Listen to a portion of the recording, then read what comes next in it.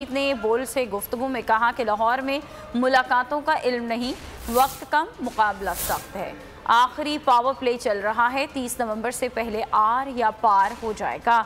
नवाज शरीफ वापस नहीं आएंगे। शेख रशीद ने कहा कि रावलपिंडी पहुंचकर आगे का लाहे अमल इमरान खान को ही पता है। हफ्ता या इतवार को कमेटी चौक पर इमरान खान का तारीखी इस्तकबाल करेंगे। को पता है, मैं तो पिछले 6 महीने से कह रहा था कि नवंबर का आखिरी 10 दिन पड़े हैं। मैं इसका नहीं मुझे पता, ये मुझसे बड़ा सवाल है, इसीलिए तो मैं टीवी पे जा नहीं रहा।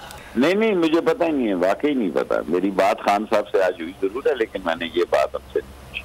देखिए, मुज़ाकरात के चांसेस हैं या नहीं है, हुए हैं या नहीं हुए हैं, सियासतदान मुज़ाकरात के दरवाजे बंद नहीं करते। मुझे नहीं पता हुए हैं या नहीं हुए हैं, होने चाहिए अगर नहीं हुए तो।